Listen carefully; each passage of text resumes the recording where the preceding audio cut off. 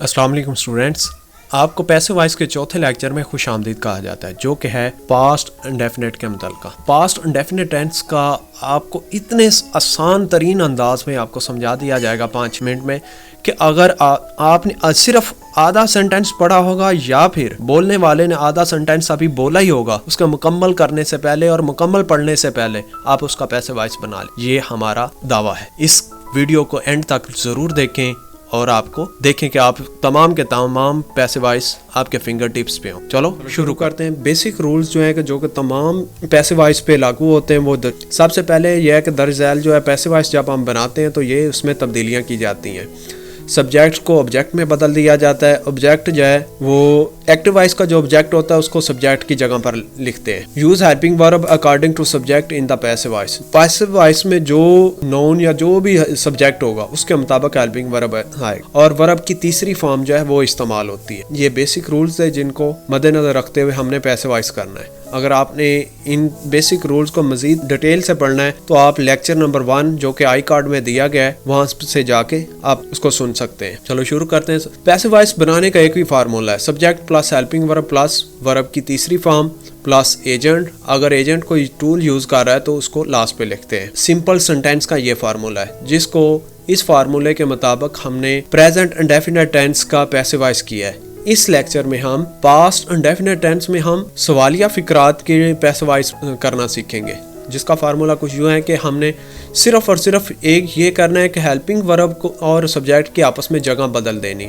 Helping verb को पहले लिख देना है और सब्जेक्ट को उसके बाद लिख देना है। बाकी जो भी एलिमेंट्स उनकी तरतीब वही रहेगी, जैसा कि ये देख सकते हैं। और इसी फार्मूला को देखते हुए हम आगे के बाकी जो एग्जांपल्स हैं उनको हल करेंगे। तो यहाँ पे जो है पास्ट इंडेफिनिट टेंस की पैसिवाइजेशन है, इसमें हमारे पास दर्ज झैल किस्म के हेल्पिंग वर्ब इस्तेमाल होते हैं।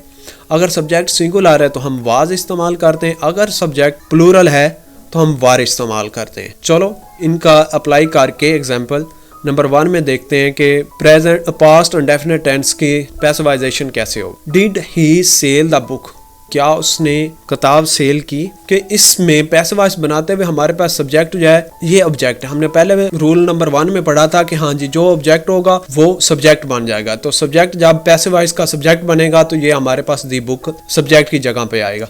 जब ये सब्जेक्ट होगा तो इसी के मुताबिक हम हेल्पिंग वर्ब इस्तेमाल करेंगे। दी बुक जो है ये हम सिंगुलर नाउन है, तो सिंगुलर के साथ हमने पढ़ा था कि हम सिंगुलर नाउन हो तो हम वाज इस्तेमाल करते हैं। इसकी पैसिवाइजेशन कुछ यूं होगी, was the book sold by him. Helping verb was, उसके बाद सब्जेक्ट, उसके बाद वर्ब की तीसरी फॉर्म, सेल की तीसरी फॉर्म, सेल सोल्ड सोल्ड, ये एजेंट है, उसके बाद एजेंट आ गया। ठीक है, अब नेक्स्ट एग्जाम्पल देखें।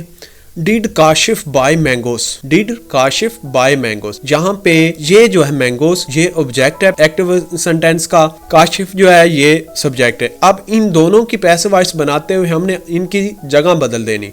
मैंगोस है तो मैंगोस क्या है, मैंगोस हमारे पास प्लूरल है तो प्लूरल के साथ हमने, अगर हमारे पास सब्जेक्ट प्लूरल हो तो हम कौन सा वर्ब इस्तेमाल करते हैं, हेल्पिंग वर्ब वार इस्तेमाल करेंगे। तो सबसे पहले हम क्या लिखते हैं, पैसिवाइज करते हुए हेल्पिंग वर्ब इस्तेमाल करते हैं। तो इसके पैसिवाइजेशन कुछ यूं होगी, were mangoes bought by Kashif. Were mangoes, were देखें कि ये हेल्पिंग वर्ब इसलिए आया क्योंकि ये सब्जेक्ट जो है ये प्लूरल है। मैंगो एक की बात नहीं हो रही, एक प्लूरल, एक ज्यादा मैंगोस की बात हो रही है। तो हमने पढ़ा था कि रूल नंबर 2 में कि जो सब्जेक्ट होगा उसी के मुताबिक हेल्पिंग वर्ब आएगा।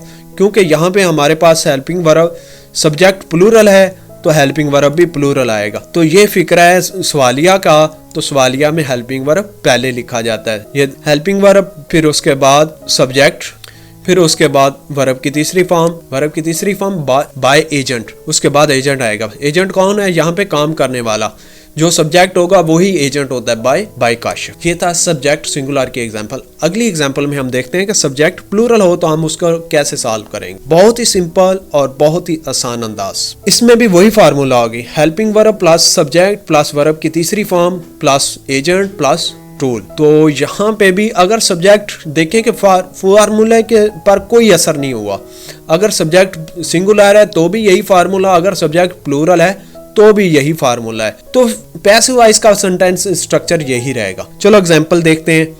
डिड दे टेक टी, क्या उन्होंने चाय पी। Did they take tea. यहाँ पे सब्जेक्ट प्लूरल दे है, दे प्लूरल है।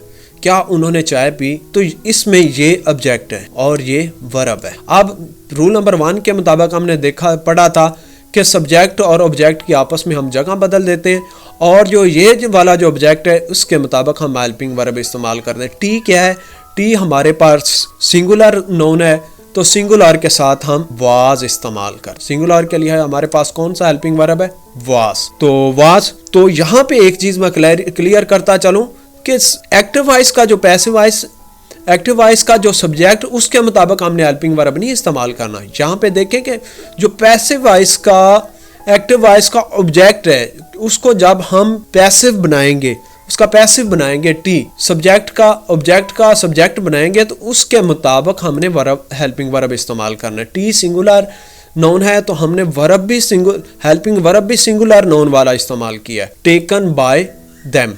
दे जो है सब्जेक्टिव हालत है, इस प्रोनाउन की जो है थर्ड पर्सन प्लूरल प्रोनाउन का जो ऑब्जेक्टिव फॉर्म है वो देम है, दे, देयर, देम। तो यहाँ पे देम आ गया।